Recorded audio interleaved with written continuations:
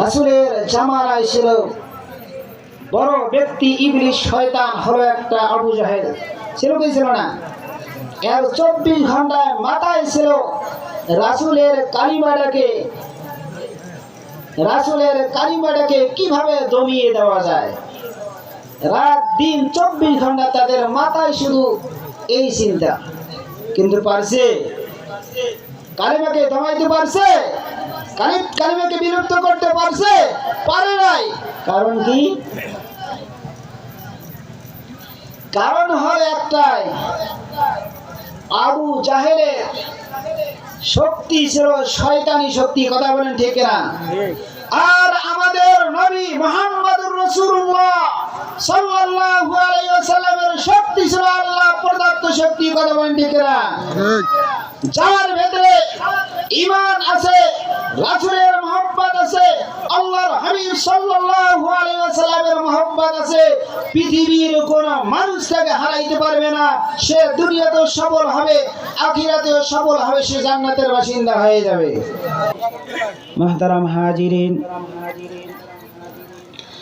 আল্লাহর হাবিব সাল্লাল্লাহু আলাইহি ওয়াসাল্লামের বয়স যখন 12 বছর, কত বছর? আল্লাহর হাবিব সাল্লাল্লাহু আলাইহি ওয়াসাল্লামের বয়স যখন 12 বছর হয়ে গেল, 12 বছর বয়সে রাসূলুল্লাহ সাল্লাল্লাহু আলাইহি ওয়াসাল্লামের প্রিয় বাবাও ছিল না, তার মাও কিন্তু ছিল না।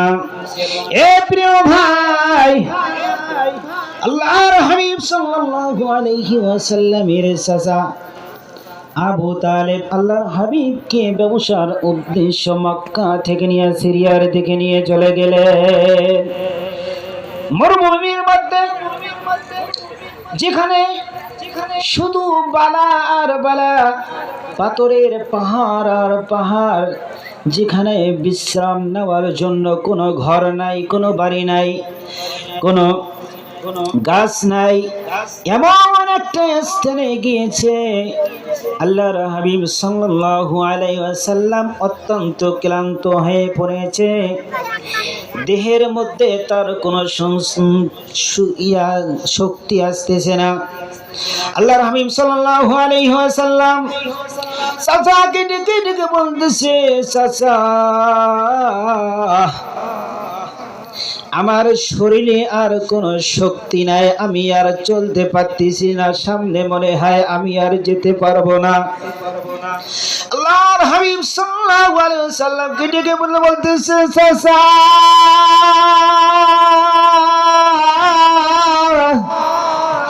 আমার কলিজাটা ফেটে যাইতেছে একটি পানির পিপাসার জন্য।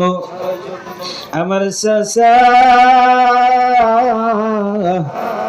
আমাকে একটু পানির ব্যবস্থা করিয়ে দেন, আমাকে একটু বিশ্রামের ব্যবস্থা করিয়ে দেন। চাচা বলতেছে, ভাতিজা, কোথায় তোমাকে বিশ্রাম করার জন্য নিয়ে যাব?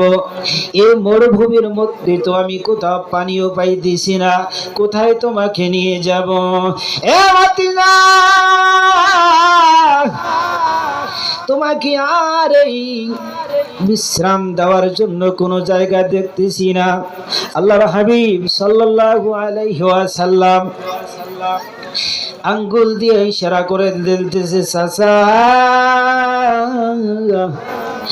ওই দূরে একটা গাছ দেখা যায়, যেই গাছটার ভেতরে কোনো পাতা নাই, যেই গাছটার ভেতরে কোনো ডাল নাই, পাতাগুলো ঝরে গিয়েছে, ডালগুলো ভেঙ্গে ভেঙ্গে গিয়েছে, গাছটাতে উড়ি পোকা খেয়ে ফেলাইছে, অনেক আগে মারা গিয়েছে। ওই যে একটা গাছ দেখা যায়। আবু তালেব বলতেছে, ভাতিজা, ওই গাছটাতে তো বিশ্রাম নেওয়ার মতো কোনো কিছুই নাই, পাতা নাই, ডাল নাই, তার নিচে তো কোনো ছায়া নাই, কিভাবে তুমি ওই গাছের নিচে বিশ্রাম নেবেন? রাসূল সাল্লাল্লাহু আলাইহি ওয়াসাল্লাম বলতেছেন, চাচা, আমাকে ওই গাছের নিচে নিয়ে যাও, আল্লাহ চাহে তো ওই গাছ থেকে আমাকে বিশ্রামের ব্যবস্থা করিয়ে দেবেন। বলেন সুবহানাল্লাহ। প্রিয় বন্ধু, আল্লাহর হাবিবকে হাতটা ধরে ওই গাছের নিচে নিয়ে গেলেন।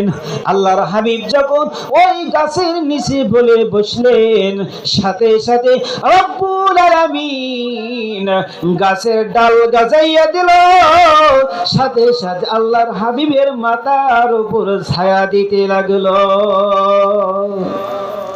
সুবহানাল্লাহ। প্রিয় ভাইরা, সেই গাছটার নাম হলো সাহাবী গাছ। কি গাছ?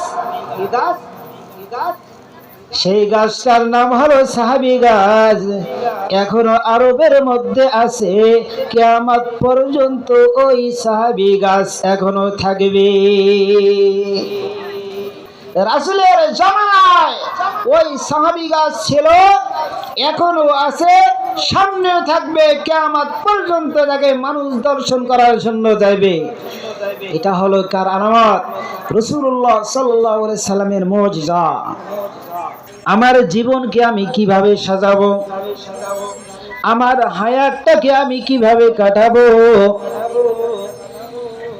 সে বিষয় আল্লাহ রাব্বুল আলামিন আজ থেকে 1400 বছর আগে আল্লাহ সুবহানাহু ওয়া তাআলা কুরআনুল কারীমের মধ্যে বলে দিয়েছেন, ইয়া আইয়ুহাল লাযীনা আমানু তাকুল্লাহা ওয়া কুনু মা'আস সাদিকিন। আল্লাহু আকবার, আল্লাহু আকবার। চিৎকার দিয়ে বলুন আল্লাহু আকবার, আল্লাহু আকবার, আল্লাহু আকবার, আল্লাহু আকবার। বলুন সুবহানাল্লাহ, সুবহানাল্লাহ, আলহামদুলিল্লাহ, আলহামদুলিল্লাহ, আল্লাহু আকবার, আল্লাহু আকবার। লা ইলাহা ইল্লাল্লাহ, জোরে লা ইলাহা ইল্লাল্লাহ, লা ইলাহা ইল্লাল্লাহ, লা ইলাহা লা ইলাহা ইল্লাল্লাহ, লা ইলাহা ইল্লাল্লাহ, লা ইলাহা ইল্লাল্লাহ, লা ইলাহা ইল্লাল্লাহ, লা ইলাহা ইল্লাল্লাহ, জোরে লা ইলাহা। মোহব্বতের সাথে বলেন লা ইলাহা ইল্লাল্লাহ। এই কালেমা পড়বে যারা, এই কালেমা পড়বে যারা, জান্নাত হবে ঠিকানা।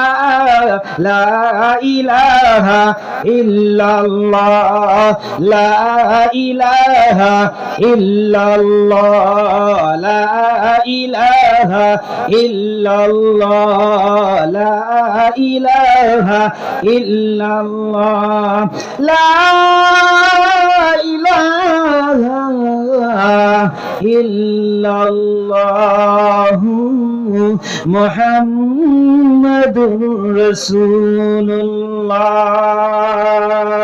বলেন সাল্লাল্লাহু আলাইহি ওয়াসাল্লাম।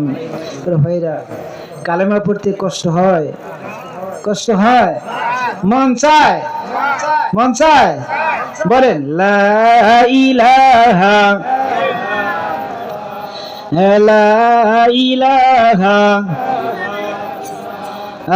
লা ইলাহা ইল্লাল্লাহ, লা ইলাহা ইল্লাল্লাহ। এই কালেমার ধারক বাহক, এই কালেমার ধারক বাহক, জান্নাত হবে তার ঠিকানা। লা ইলাহা ইল্লাল্লাহ। প্রিয় ভাইরা আমার, এই কালেমাটাকে যদি আমার অন্তরে বসাইতে পারি, এই কালেমাটাকে যদি আমার অন্তরের মধ্যে ফিট করতে পারি, আল্লাহ তাআলা বলতেছেন এই ব্যক্তিটা কালেমা পড়তে পড়তে তার মৃত্যু হবে। মৃত্যু হওয়ার সাথে সাথে দাফন কাফনের পর তার জান্নাতের ব্যবস্থা হয়ে যাবে।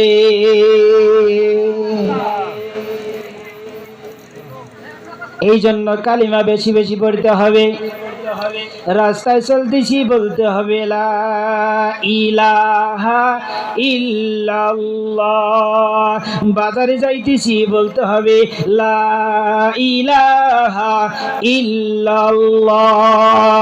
খেতে খামারে কাজ করতেছি বলতে হবে লা ইলাহা ইল্লাল্লাহ। বন্ধুরে এই কালেমা যখন আমার ভিতরে জমতে থাকবে জমতে থাকবে, আমার অন্তরের ভিতরে আর গুনাহ স্থান পাবে না।